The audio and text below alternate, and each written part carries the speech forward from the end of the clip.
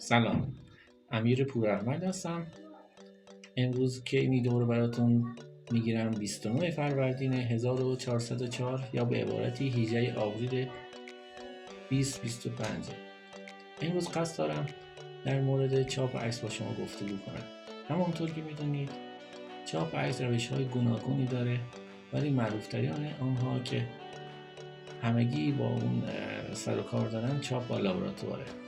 اما امروزه به علت گران شدن تجهیزات چاپ با لابراتوار و مصرف برق زیاد، مشکلات زیست محیطی و زمان آماده سازی که این دستگاه دارن و از همه مهمتر گران شدن مواد مصرفیشونه و هزینه‌های تعمیر و نگهداری که سر به فلک زده، دیگه این روش مزیت اقتصادیشو کم کم داره از دست میده و بهترین و در دسترس ترین و به صرفه ترین وسیله چاپی که همه میتونن داشته باشن در مغازشون کوچیک هست و نسبتا ارزون قیمت هستن، چاپگرهای جوهرافشانه که کاغذشون زیاد گرون نیست، به سرعت آماده میشن و رنگاشون اونجوری که عکاس میخواد میتونه در بیاره و به سرعت میتونه عکس رو تحویل مشتری بده.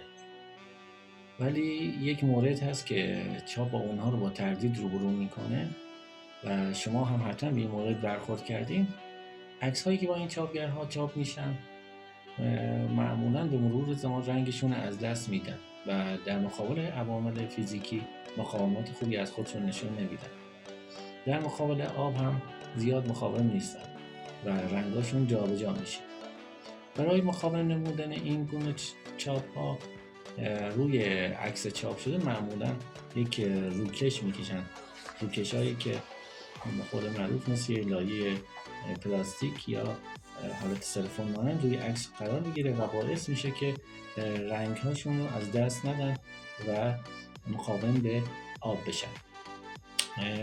روش هایی که برای لامینیت کردن یا مثلا روکش کردن این عکس ها وجود داره معمولا روش های دستی هست که باید کسی که این کار رو انجام میده معمولا یک تخصص بالایی داشته باشه تا چاپ رو به قول معروف خراب نکنه و اگرم بخوام با دستگاه این کارا رو انجام بدن، با دستگاهی که به روش سرد یا گرم انجام میده، معمولا دستگاه سایزشون بزرگه و گران قیمت هستن و معمولا پرت موادشون بسیار زیاده و به خاطر همین لامینیت کردن با آنها رو گرون در میاره.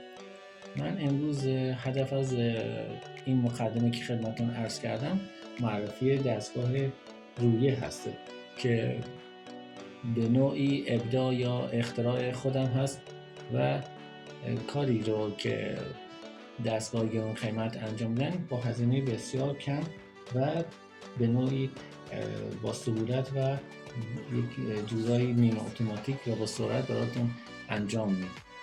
از مزیت‌هایی که این دستگاه رویه داره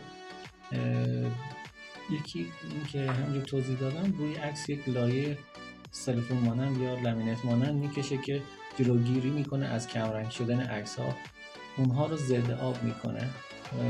شما یعنی میتونید با دستمال مرطوب روی عکس ها و قاب های رو که دارید میتونید بعد از چند وقت که گرد خاک گرفت میتونید تمیز کنید که این حالت ضد آب شدن در عکس های چاپ شده با لابراتوار هم وجود نداره. شما اگر روی عکس های لابراتوار آب بریزین و دستمال چیزی رو اون بکشین میبینیم که لایه ژلاتین روی عکس جدا میشه و عکس خراب میشه، یا اگه اینا رو داخل عکس های لابراتوار رو داخل قاب بذاریم بعد از چند وقت میچسبن به شیشه، اما این لایه‌ای که این دستگاه میکشه به شیشه نمیچسبه.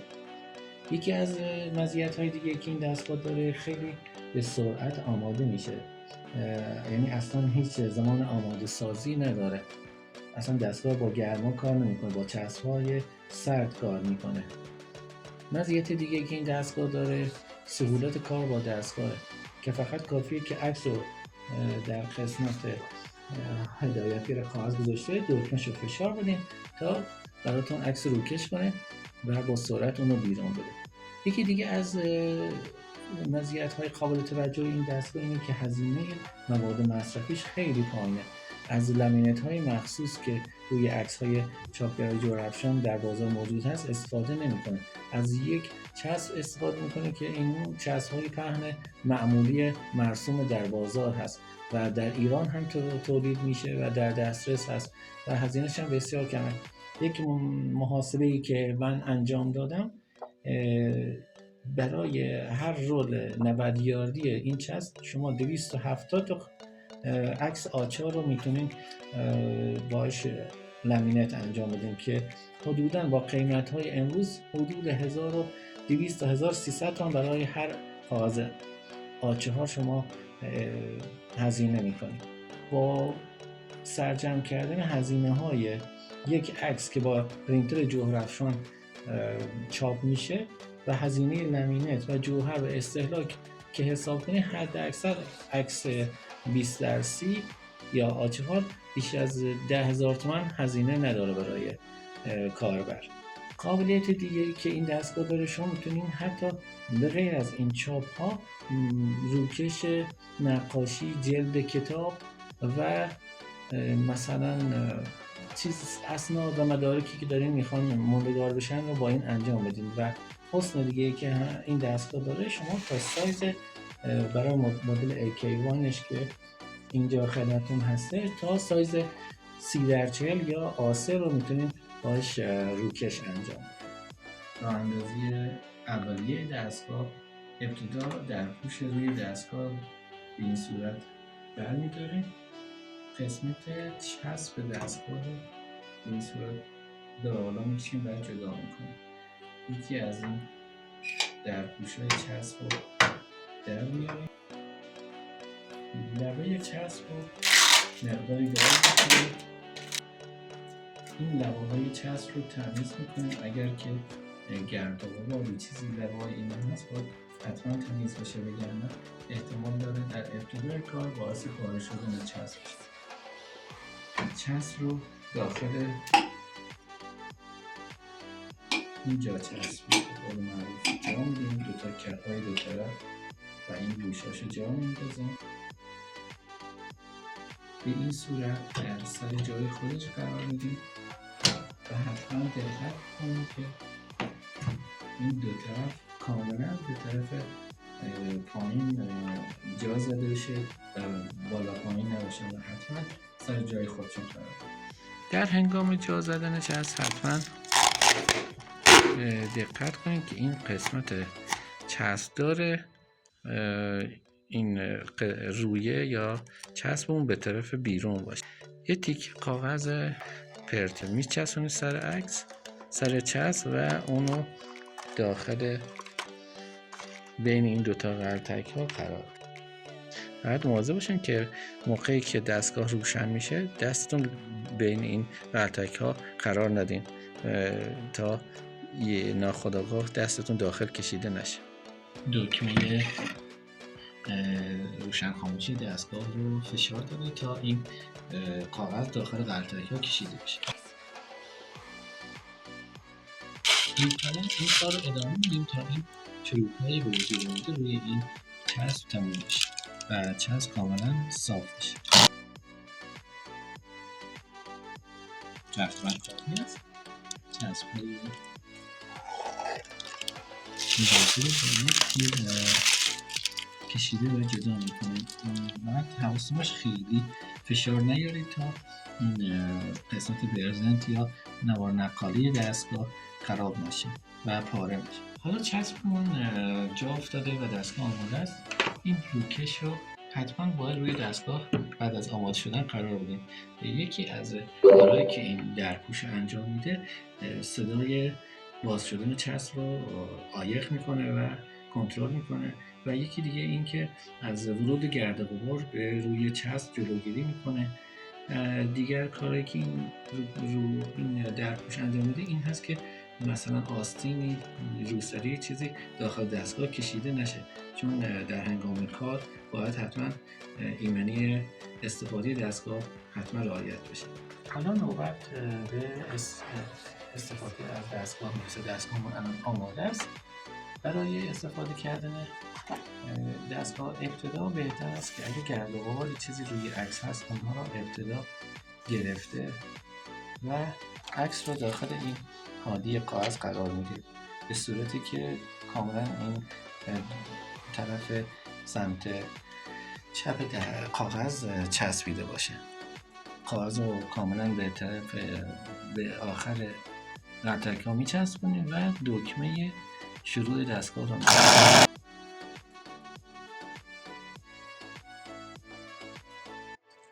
قسمت ابتدایی عکس رو که چسب اضافی هست به این صورت چسبش رو جدا میکنیم. تمام تیکه های اضافی چسب رو حتما بکنیم که دور این نوار نقاله نبیچن. ادامه میدیم.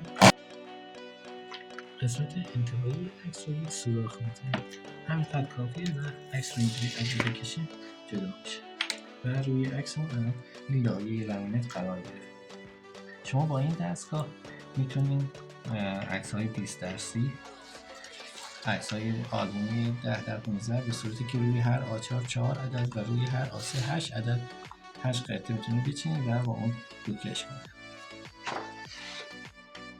میبینید که کار با دستگاه خیلی ساده است. این پرت ها رو حتما جدا کنید به خاطر اینکه بعدش به جایی نچسبن و مزاحم کار شما نباشن.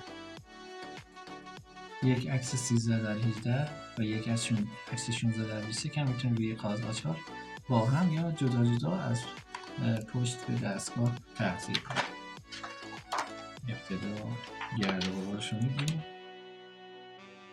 سرعت دستگاه به نسبت زیاد هستش. شما میتونید در ساعت شاید 70 تا 80 و آچار لامینت کنید و هیچ نیاز به گرم شدن این چیزی هم نداره، همیشه آماده به کار است.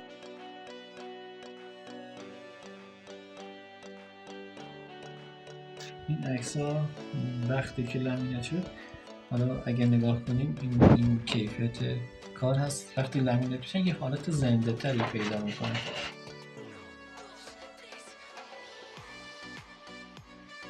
برای پرت چسبتون کنده میشه شما میتونید علامت های اینجا بذارید که کاغذ اون نقطه سی دیگه قطع کنید تا پرت چسبتون کنده. شما مثلا اگر کاغذهای تعداد زیادی دارید میتونید به علامت که رسید کار بعدی رو بذارید داخل که این تکیه چسب خیلی کوتاه‌تر بشه. ممنون که وقتتون رو به من دادید. امیدوارم که راه حل و راهکار مناسبی برای چاپ با چاپگرهای جوهرشان بهتون ارائه داده باشم. تا ویدیوهای بعدی، خدا نگهدار.